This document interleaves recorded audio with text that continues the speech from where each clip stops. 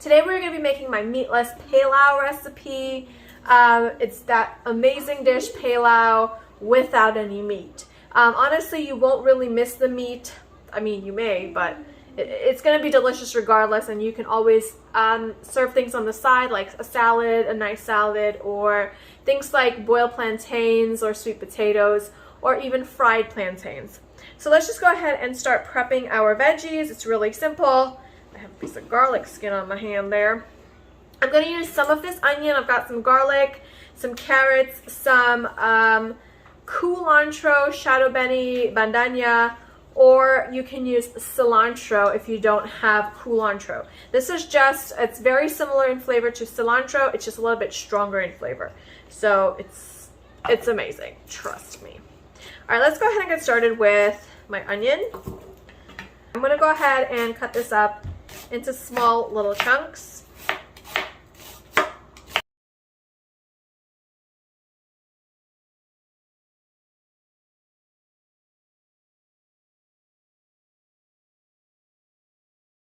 So I've gone ahead and I've actually used about 3/4 of this small onion. I want a lot of flavor in this rice, especially since we're not seasoning any meat or anything like that.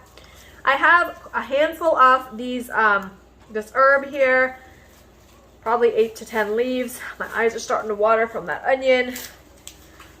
I'm going to go ahead and finely mince this up. You can use green seasoning, about 2 to 3 tablespoons of that if you have that instead. But I grow this fresh from my garden and I'm so grateful for it. It's my favorite herb. It's just a blessing to be able to have. All right, that's finely minced. I'm gonna go ahead and grate. I have 3 really large cloves of garlic here, which would probably be close to 5 or 6 cloves of garlic if you had smaller pieces. I'm gonna go ahead and grate that.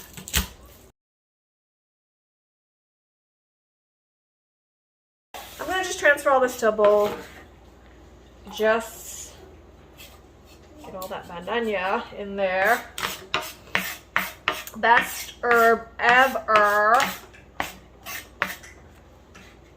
If you agree that bandana is the best herb ever, let me know below, because I would love to meet some other fellow bandana lovers like myself. I could put that in everything.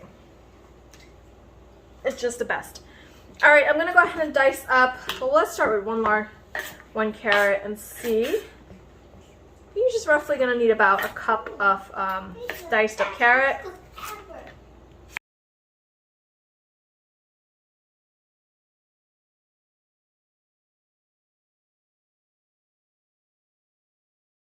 All right, so in my saucepan, that may not be the prettiest, but trust me, it is loved. It is well loved, okay? My heat is going to be at about on medium. I'm going to add in some oil to this. You can use any kind of oil that you want. I would typically use avocado oil, but I'm out of it, so too bad.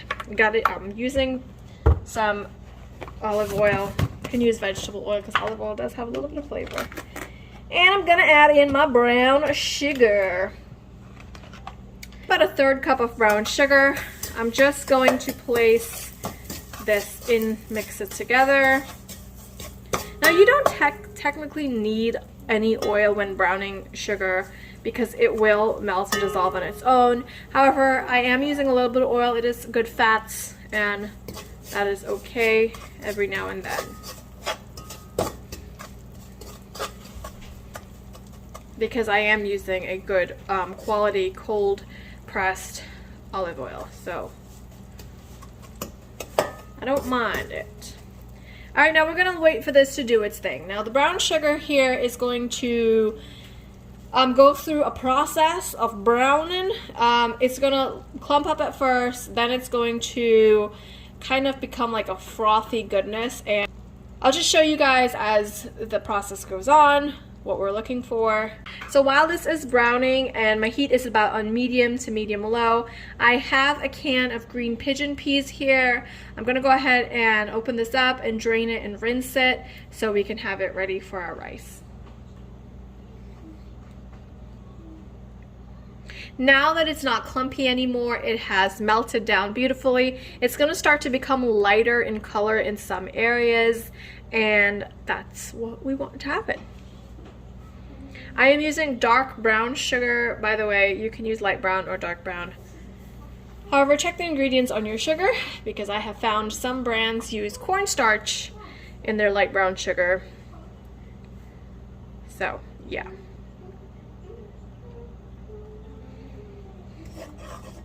You can see that its color's starting to turn lighter now, which is beautiful. That is going to start to become very thick and kind of foamy, like little bubbles, and that's what we're looking for. Stirred every couple minutes or so, every minute to 2 minutes, just every so often. You just want to babysit it. The lighter color coming around, and you just want to give it a nice stir, and it's going to become very thick and you can see little bubbles going through that. I like to just take my spoon and run it through. That way, if it stays separated from the front to the back, it is about ready to go. I'm going to wait a little bit more. This looks beautiful. It's right where I want it to be. It's nice and it's thick. I can see little bubbles throughout. And increase your heat to make this process go a little bit faster, but it can go so fast sometimes where you end up burning the sugar. So just to be on the safe side, I have about 1.5 cups of basmati rice here that I have rinsed under cold water till the water ran clear for the most part, just to get rid of any extra starch or anything there. I'm gonna go ahead and just add my rice into this because this looks just the way where I need it. It's very thick. I can see that I can separate it from front to back, and it stays separated like that. I'm gonna go ahead and add in my rice, all of my seasonings,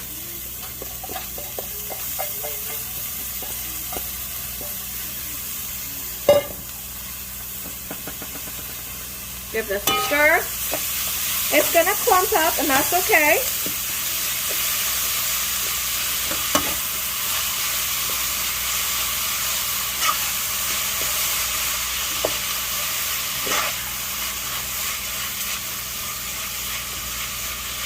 After I've stirred everything, I'm just going to let this kind of sit there and toast in that flavor for a couple minutes while I go rinse my pigeon peas out.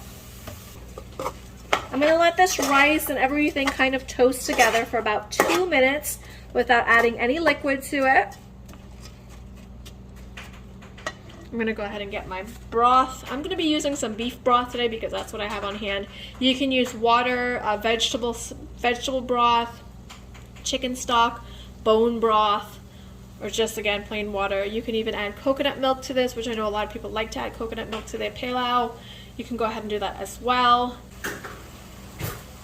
I increased my heat a little bit, just to about high, medium high. Just gonna let this go for another minute or so. I want to see it develop some color before I add in my liquid. At this point, you want to make sure and season your rice with salt and pepper. And you do want to make sure and check also if you're using any kind of broth or bouillon cubes or anything like that, the sodium amount on it. All right, that's looking great and beautiful. That sugar is fully melted and dissolved through there. That rice has gotten toasted. You can see the color. Everything is beautiful and toasting. We don't want anything to stick at the bottom. So just give it a stir. Beautiful. I'm going to add in my broth. Again, I'm using some beef broth. I'm going to go in with 2 cups of that.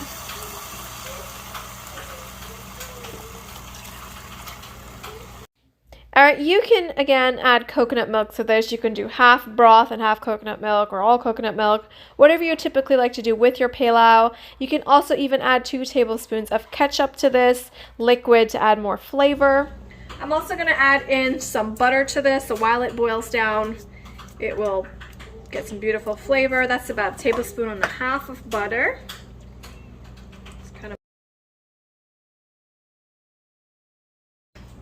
I'm going to go ahead and put my lid on this now, and I'm going to wait for this to come up to a rolling boil, and then I'm going to reduce my heat all the way to low as my burner can go, and then I will let this cook for about 12 minutes, 12 to 15 minutes, depending on the rice that you're using, and then that is it. You can garnish with some cilantro, some culantro, and that's it. Serve with avocados on the side, which is what I'll be doing. You can also serve this with boiled plantains, fried plantains, or just your provisions or a salad or whatever you want. I'm going to wait for this to come to boil. One thing, I can't see through this lid, so I'm going to have to keep checking on it. Alright, so that has come up to a boil. I'm going to go ahead and turn my heat down to low, all the way down to low, and just let this go for about 12 to 15 minutes or so, and I will show you guys what it looks like when it is completed. Alright, so that's it, and it is so easy to put together. You don't have to spend a whole bunch of time cutting up chicken, which is one of my least favorite things to do, and all the cleanup that involves. You can fluff this with your spoon or a fork to make sure that butter runs through it beautifully, and definitely, you know, add coconut milk if you like, or a little bit of ketchup would be perfect in that liquid while it's cooking as well, which is what I would typically use when I am also seasoning my chicken. So I hope that you guys give this a try. If you try it and you enjoy it, let me know in the comments below, and make your life a little bit easier and make some meatless meals. I'll see you guys next time. Thanks so much for watching. I'll have all the amounts that I use listed below in the description box, and I'll see you guys in my next recipe. Bye-bye.